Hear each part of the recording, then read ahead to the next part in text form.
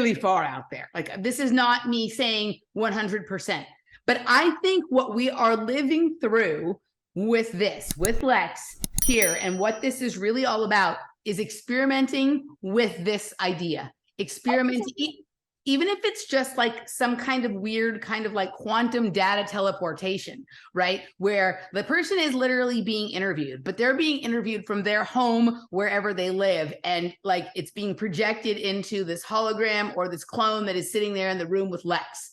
And that clone and hologram is learning his facial features and his movements and vice versa. This is a machine learning experiment, right? In every direction. It resonates and it lines up when you're looking at his background, what his thesis and his realm of focus is about. The fact that he's an MIT lecturer, which would intimate that he's lecturing at MIT in Massachusetts, but he lives in Austin with all of the other propaganda ministers that are being propped up by consilience, and that he's interviewing the same people and running the same schlock. I wonder if he's not being funded by those entities, DOD, whatnot, because I wonder if it's cheaper, easier, more efficient for them to have robots as their propaganda pushing talking heads versus having to blackmail actual humans, deal with their personalities. Right? Like that's, and we're in the early stages. I don't think it's that controlled yet. I think they're still in this place where they're probably trying to convince these people that it's better if you sell us your name, image, and likeness. You can profit off of it until the end of time, and you can go fucking party down in South America on an island, and you don't have to deal with all of this shit, right? And we're that kind. Look, this person does not look real. This Fiona Hill, right? She doesn't look real to me. Look at this picture. Look at this guy, John Danaher. Like, he looks like a fucking observer from Fringe, right? Like, he doesn't even look human. Look at Will Sasso's eyes. Right. That's the close. Like, he almost looks like Alex Jones there. Look at Kurzweil. That doesn't look like Kurzweil. Right. It's weird. The nose is weird. Look at Jordan Peterson. No. Right. Look at this person. Right. Look at Duncan. Look at this as the guy that really ticked me up in terms of my level of suspicion on a lot of things. Look at this. These people don't look like real people. These look like robots in skin suits.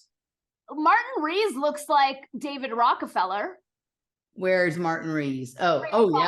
But look at all these people. Look at who's in his roster of guests. Why would they put Ye on this show?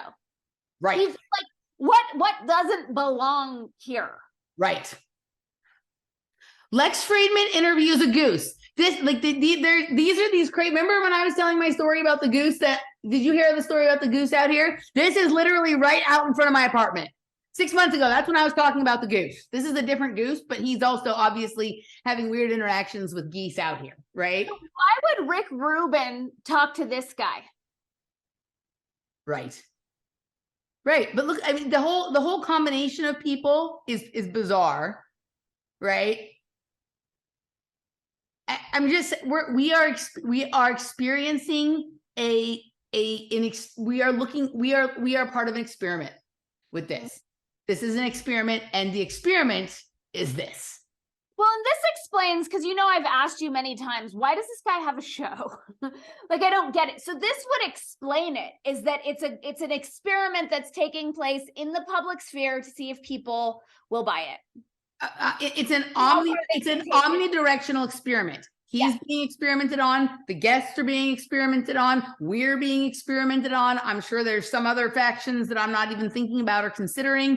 There's all kinds of shit going on. I know lots of really smart people that are like him in terms of, like, they don't make eye contact. They are very awkward. None of them would consider doing a podcast unless it was for the purpose of overcoming some of their awkwardness. Right. And he did address how awkward he is in that one with Bustamante, when Bustamante was doing some of his CIA tricks to fool whatever kind of thing. Right.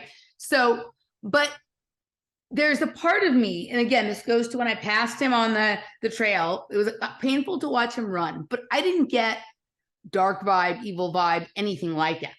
Right. And there's an argument that can be made here. And again, I'm going to go to Westworld, that I'm not saying it's ethical to conduct this experiment, but if he's conducting it, at least he's participating by making himself part of it and not just sitting back and watching it and let it happen to other people. He's putting himself into it.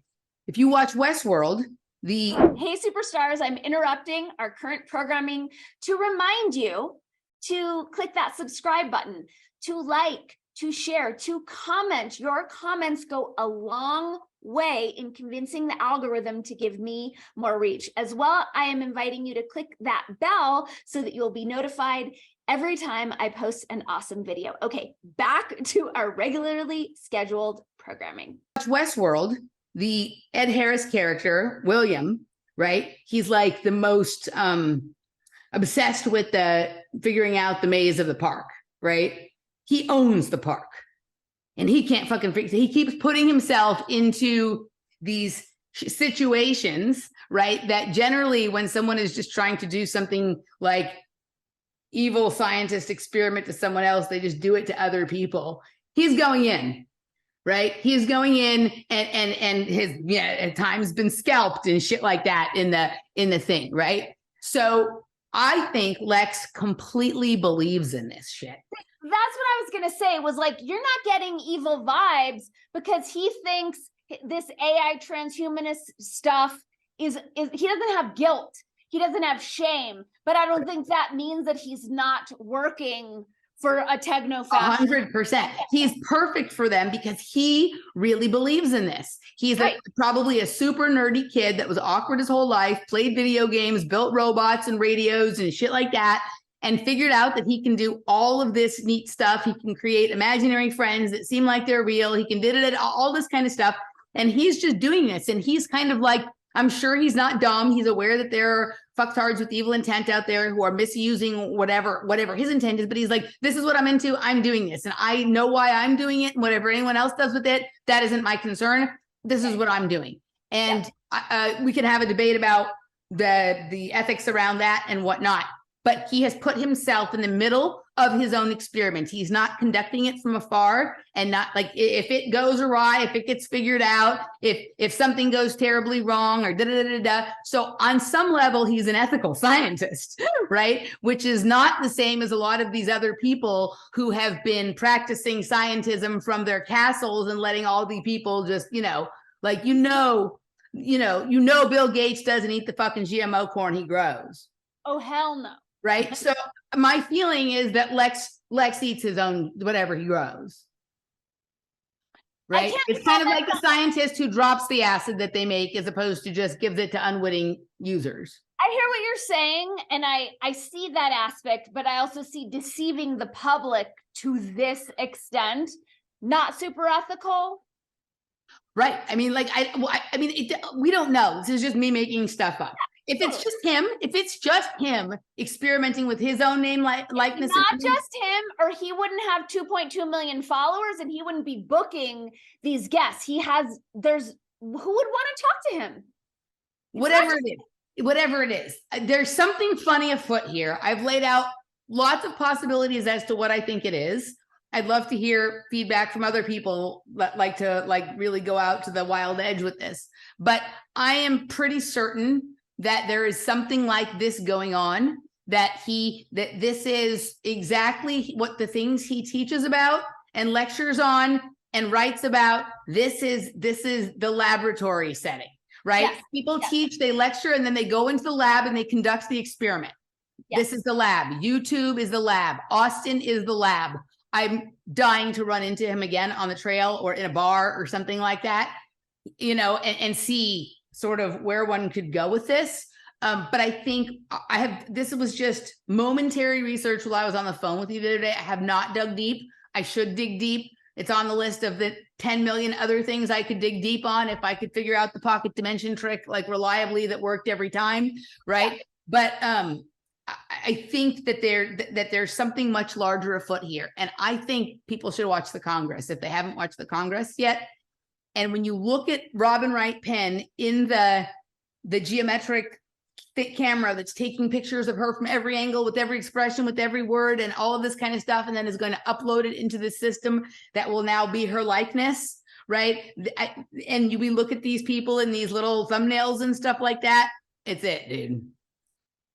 it's resonant. I look forward to watching that movie and the and Congress is like literally it is Congress Avenue in Austin, where the original like that like this is where like this is it. Alamo Drafthouse Films is here. Like the like in the map that I forget the guy's name that Michael likes to talk about. Like the map with pinned art at the top fits perfectly over the map of Austin with the Capitol coming and then Congress coming down from it and the way things spread out to the side. It's like 1-to-1 perfect. It's like looking at Dave Paulides' map and looking at the map of the underground bases of the United States, right? Mm-hmm. So the Congress, guys, it's kind of painful to watch at some moments, but I think this is really what's happening. I think this is what we're living in. It's resonating on all fronts, and it would make sense as to why he's in Austin at all anyway.